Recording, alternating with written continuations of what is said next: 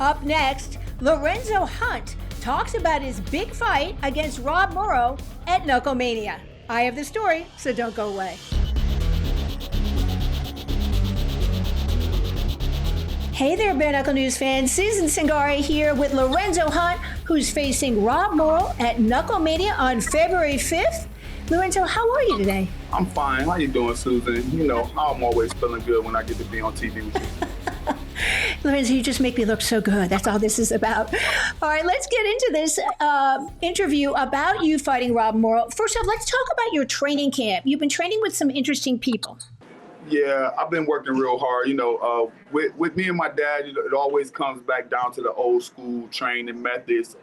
And I say old school meaning like Shaolin. I'm not a traditional boxer, and I don't pretend to be. So I do things that boxers don't do. I train in ways boxers don't. For example, I cut down a couple trees, and my dad takes them and makes punching bags out of them for me. And we hang them in the gym, and then I beat them up every day. So like. When I came down to train with Antonio Tarver Jr., those guys had a lineage of slick skills to offer me, and we got some real good training in. I mean, really good training, really good sparring in. I'm out at Smith Brothers Combat Sports every weekend training with those guys, and we had some. We got Elmore came out and hit with me a little bit and showed me some tactics. He's old school. He's old school BKFC too. So we're getting it in, and we're ready. We're ready. I'm ready for whatever comes. I'll be ready. And props to Kevin Smith at Smith Brothers, because he's managing you now, and with the rest of his other fighters on the roster as well. I guess he's trying to bring in the most experienced boxing partners for you. Well, yeah, Kevin does a really good job of keeping up with everything. Kevin does a really good job of reaching out to people and making them feel special, making them, you know, bring their best to the game, and they come out to help me, and I appreciate it every time they do. Everybody who works with me, everybody who sparred with me, done their thing with me, I truly appreciate them. My sponsors, people who've taken a special interest in my fight camp and my game, thank you for bringing it all together.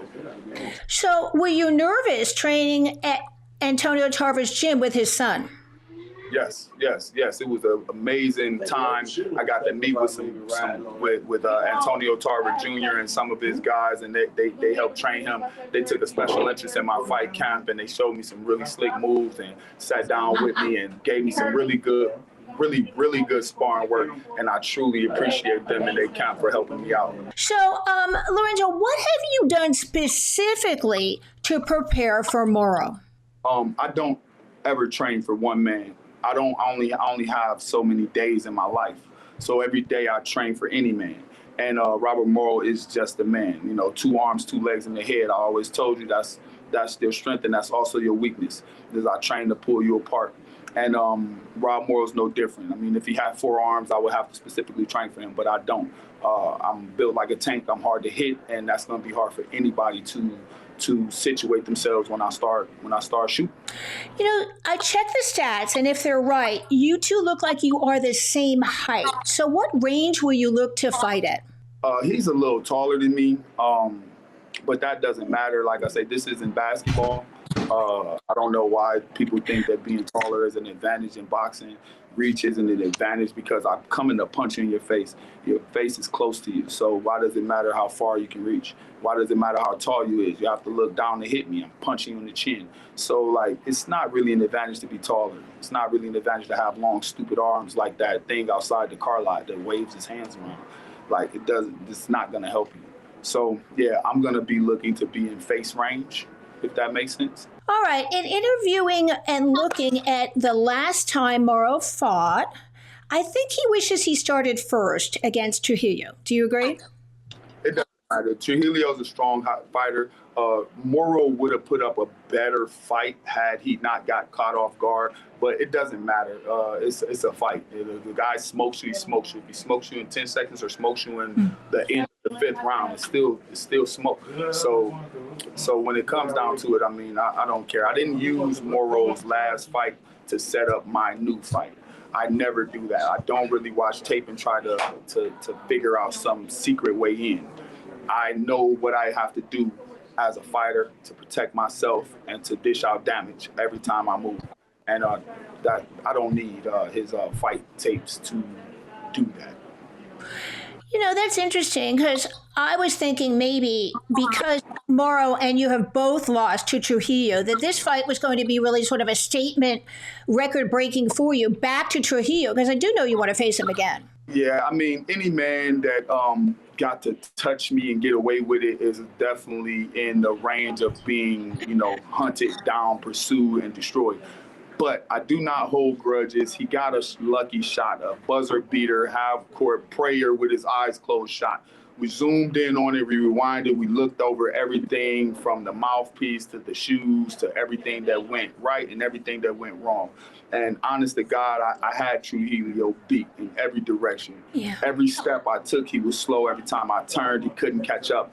And he got lucky. I threw a punch, he closed his eyes and chucked his hand out. He caught me with a little forearm. It looked like the ball, and it just cut my lip.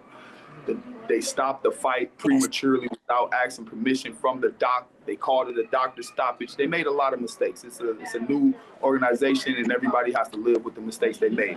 I also made mistakes. Wrong shoes, wrong mouthpiece, hand down when I threw the right hand, not covering and firing. I fixed all of those mistakes. So I'd love to fight Julio someday. If I don't get to fight him, it's okay. Live your life. I wish him well over there at Bellator. If I do get to fight him, I'll destroy him like I should have that night. What makes you such a dangerous fighter, Lorenzo? I never stop. I work. This is what I do. Everybody else, they have distractions. They have jobs. Some of them guys work at Walmart or Pizza Hut, and they're really good at delivering on time. Me, I wake up every day and I train. To me, it's not about talent. It's not about none of that. It's not about heart. It's about the mental ability to consistently be on your grind day in and day out.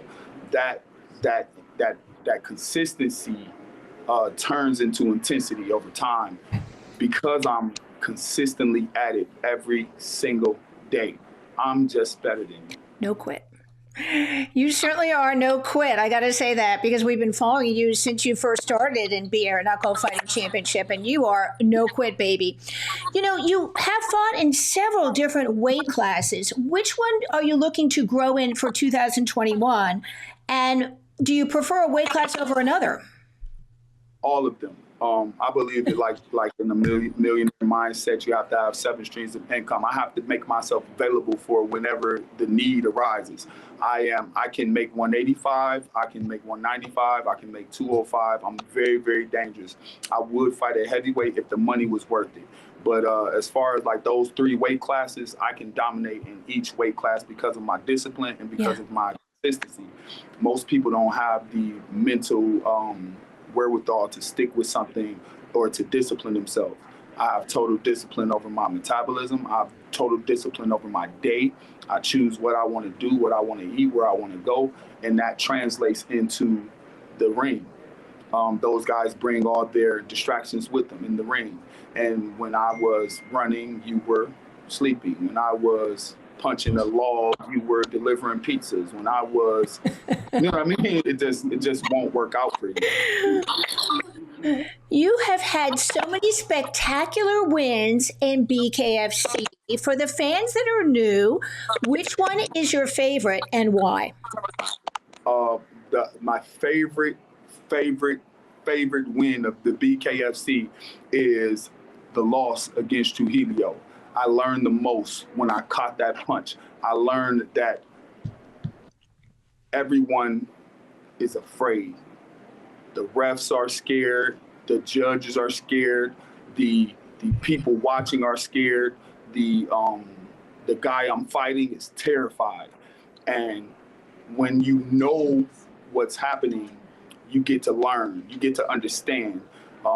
Trujillo didn't so much as hurt me or knock me down or knock me out as he did. He scared everyone.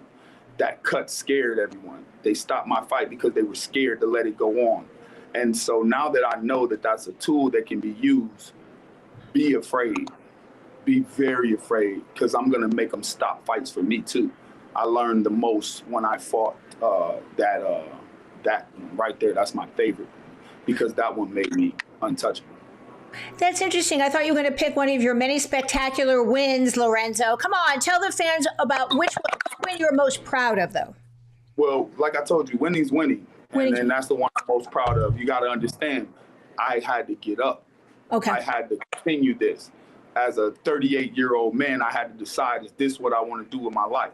And from that point on until this point, I've grown the most. Those knockouts are a direct result of that failure. So that's the one I'm most proud of. And yeah, I've knocked some guys out and they've run into some shots, but I ran into a shot. And I can't be proud of those without being proud of that. Very humble. Thank you for sharing that with us. You know, Lorenzo, we know you, the fans know you as the fighter from Bare Knuckle FC. We've watched your progress, but who is Lorenzo the man? Oh, Lorenzo the man, I'm everything you see. I'm everything you see before you. I mean, I'm a hard worker, consistency. Like I told you, I believe in those values. I'm a dedicated father, dedicated husband. I stick to my guns. I'm very, very consistent. I'm dependable. I'm a Virgo. So I'm on my shit. I'm a perfectionist, so to speak. I'm never actually satisfied. Even though my work may look good to you, I focus more on my mistakes or the little things that I missed. Even if you can't see them, I see them. I'm very detail oriented. I'm masterful because of it. That's me. You know, I'm a brother, a big brother. I'm the oldest of 4 children. I raised them all. I'm an excellent son. My mother loves me. I'm her favorite. my dad's my main man. We do everything. I've never met him before. So I'm really a simple dude. My favorite food is cereal. I love watching cartoons. I'm home every night about 9. I'm asleep by 10:30. I'm back up grinding at 4. I'm a teacher. All my students love me. They vouch for me. They're there for me. They'll be at the fight screaming and doing jumping jacks in the stands. I'm that man. I'm that man that's at work while you sleep. Before you go today, Lorenzo, is there anything else you'd like to add? And we have to talk about your new T-shirt venture. Oh yeah. So I got signed by MMA Tees, and they're all about promoting and pushing the Juggernaut brand. So we're doing we released our first line of clothing. I'm excited about my gear. I mean, and my logo that I custom designed. And when you guys get to take a look at the actual fight gear that I had made, the logo, the Juggernaut Life logo, is actually made from my actual arms. So it's gonna be cool to see like how I look. You know, that's how I look. They use the recreation of the arms from the Lozano punch. Somebody took a really good picture when I knocked Lozano out, and they used that to create my custom logo for my company. So now that we have a clothing line, I'll have more things coming out soon, full body suits for women, the whole nine. It's going to be a beautiful year for Team Juggernaut and the Juggernaut Life as a brand and the Juggernaut as a man and a banger. So yeah, I'm coming. I'm not cutting any corners. I'm coming. Before we go today, Lorenzo, are there any sponsors you'd like to thank? And give us your social media handles. Of course, I'd like to thank, check me out on social media. Hit me up for tickets, guys, because I'm giving discounts on tickets to anybody who buys them through me. Go to @TheJuggernautHunt on Instagram and inbox me. I'll always respond. Or go to Lorenzo Hunt on Facebook. I'd like to give a shout out, of course, to my moms and pops. They're my biggest sponsors. They're my biggest fans. Hey, Mom. And I'd like to give a shout out to the boxing yard, of course, my gym where my guys are waiting for me to come back. I'd like to give a shout out to Smith Brothers. Yeah. I'd like to give a shout out to the Collision Center that's helping me, Dunn Avenue. And so, yeah, I got sponsors. I got people who are rocking with me, and I truly appreciate them. I'd like to thank Mad Artist Airbrush, where I'm currently at his shop checking out some of his cool gear. This is the Mike Tyson fit, you know what I'm saying? This is the one that most fit me. Shout out to Iron Mike, you know, shout out to Iron Mike. I'm the Mike Tyson of the BKFC, so it was very fitting that I wear this for this interview. You know what I'm saying? Check out those arms if you think I'm lying. I'm not playing. And so, yeah, we coming. We coming. If I missed anybody, I apologize, but hey, you know, we rocking. I will get you in there. Lorenzo, thank you. so much for taking the time to interview with us today. I look forward to seeing you at KnuckleMania. KnuckleMania, BKFC. All right, Bare Knuckle News fans, we will be there February 5th from KnuckleMania, bringing you all the beautiful, bloody action. I want to thank Kevin Smith from Smith Brothers for helping me set up this interview. And if you want to leave me a comment below, guess what? I read them all, and hit the subscribe button and share this video. I'd really appreciate it. I'm Susan Cingari. And remember, no one beats us to the punch.